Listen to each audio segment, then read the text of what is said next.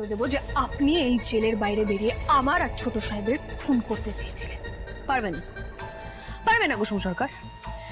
আমাকে এই চার দেওয়ালের মধ্যে বন্দি করে রাখার সাহস কারণ নেই। আমি যাব ওই গাঙ্গুলি বাড়িতে, আর তোমার চোখে চোখ রেখে গাঙ্গুলিদের আমি শেষ করব। আর আমি দেখবো যে তুমি ওদের কিভাবে বাঁচাও। আপনার বাইরে আসার অপেক্ষা করবো দেবলীনা ম্যাডাম।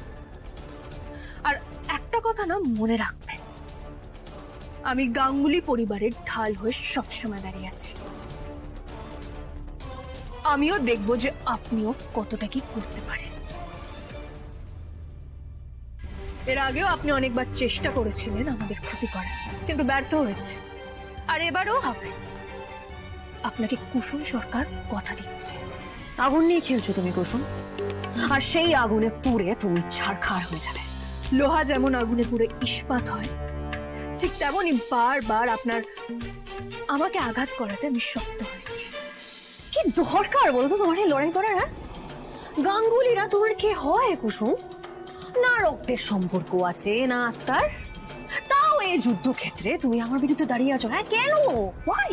কারণ এই গাঙ্গুলি পরিবার আমার মন্দির, আর দেবী মাকে আমি পুজো করি। আর ভক্ত দাঁড়িয়ে দাঁড়িয়ে নিজের ঈশ্বরের ক্ষতি দেখবে, সেটা তো কোনোদিনও হতে পারে না দেবলীনা ম্যাডাম। ভুল করছো কুসুম, ভুল করছো। এখনো সময় আছে, সরে যাও আমার রাস্তা থেকে। এটা করে তুমি কিছু পাবে না। না পাবে সম্মান, না পাবে কিছু, আর না হতে পারবে ওই গাঙ্গুলি বাড়ির বড় বউ। আমার কিছু চাই না দেবলীনা ম্যাডাম। আমার না চাই কোনো অধিকার, আর না চাই কারোর বাহবা। আমি সবসময় নিজের কাজ করব, আর আমার কর্তব্য হলো গাঙ্গুলি পরিবারকে সমস্ত বিপদের হাত থেকে বাঁচানো। কি লাভ হলো বলো তো এই কর্তব্য পালন করে? হ্যাঁ, তোমার দিদিমা তো তোমার প্রিয় মানুষকে তোমার থেকে দূরে করে দিয়েছে। আমাকে দুর্বল করতে চাইছেন দেবলীনা ম্যাডাম। আপনি চাইছেন যাতে আমি সরে যাই, কিন্তু আপনি যতই চেষ্টা করুন না কেন এর কোনো লাভ হবে না। আমি দেবী মায়ের জন্য, ছোট সাহেবের জন্য, আর এই গাঙ্গুলি পরিবারের জন্য নিজের সমস্ত কিছু ত্যাগ করে দিতে পারি। আপনার এই চার দেওয়ালের মধ্যে থাকাটাই ভালো হবে, না হলে আপনার জন্য বাইরে কুসুম সরকার অপেক্ষা করছে।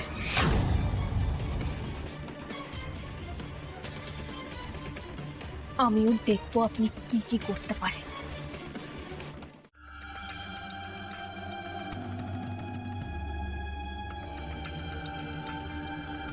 রোদের নামে লেখো সন্ধেশ, রাত পুরোয় শখের কলরব, ভোরের বাতাস মাখা ওই দু চোখ, সব দুঃস্বপ্ন ছিনিয়ে আমার হোক। Very nice. অন্যের পারমিশন ছাড়া তার ডায়েরি পড়া তো অন্যায়। আয়ুষ, আমি তো জাস্ট একটা কবিতা পড়লাম। আচ্ছা, এই কবিতাটা কে লিখেছে? আঙ্কেল? না, আমি। হ্যাঁ, সিরিয়াসলি? আমি তো জানতাম কবিতা লেখা, ছবি আঁকা এগুলো সব আঙ্কেলের ট্যালেন্ট। তোমারও যেই ট্যালেন্টটা আছে সেটা তো আমি জানতাম না। Thank you for this. বাহ, একজন বিজনেসম্যান এত সুন্দর কবিতা লেখে, ভেরি ইমপ্রেসড। আসলে এই সমস্ত কিছু আমার বাবার থেকেই শেখা। আচ্ছা আয়ুষ, এই কবিতাটা কি তুমি আমার জন্য লিখেছো? না মেঘা, আমার জন্য লেখোনি? তাহলে কার জন্য লিখেছো? বলবো, তবে তার আগে তুমি আমায় কথা দাও যে এই বিষয়টা তুমি কাউকে বলবে না।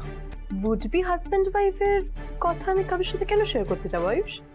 বেশ, আজ আমি তোমাকে আমার জীবনের একটা গুরুত্বপূর্ণ সিক্রেট বলতে যাচ্ছি, যেটা আজ পর্যন্ত আমি কারোর সাথে শেয়ার করিনি। কি? এসো।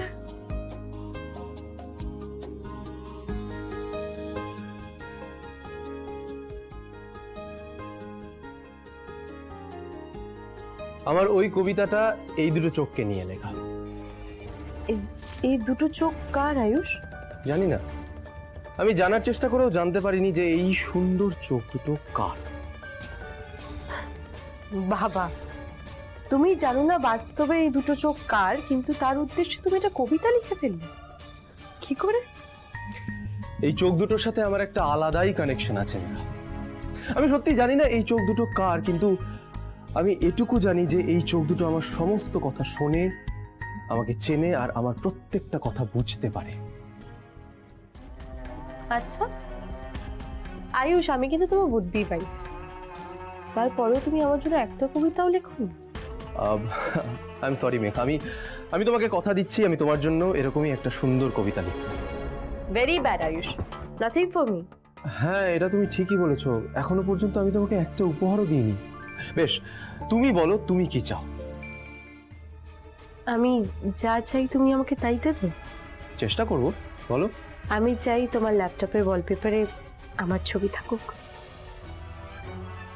এটা তোমার জীবনের প্রথম পুরস্কার কুসুম, কিন্তু আমি শিওর যে এটা তোমার জীবনের শেষ পুরস্কার নয়। একদম ঠিক বলেছো দাদা। আই এম শিওর কুসুম এর পরবর্তী জীবনেও অনেক পুরস্কার পাবে, কিন্তু কুসুম মনে রেখো, জীবনে প্রথম পাওয়া পুরস্কার সব থেকে স্পেশাল হয়। আজকের দিনটা কুসুম আর আয়ুষ দুজনের জন্যই খুব ইম্পর্ট্যান্ট। কুসুমের জন্য বেশি। কুসুমের পরিশ্রম, নিষ্ঠা, সততা ওকে এই অ্যাওয়ার্ডটা পাওয়ার যোগ্য করে তুলেছে, বলো রাজ। আমি শিওর যে অনেক গ্রামের মেয়েরা তোমাকে থেকে ইন্সপায়ার্ড হবে কুসুম। আজকে তুমি ইন্টারন্যাশনাল মডেল হয়েছো। গ্রাম থেকে উঠে শহরে এসে নিজের পায়ে নিজের যোগ্যতায় দাঁড়িয়েছো, এই অ্যাওয়ার্ড হাতে নিয়েছো। এভাবেই এগিয়ে যাও কুসুম। দীপালি। হ্যাঁ ম্যাডাম, আরতির থালাটা নিয়ে এসো।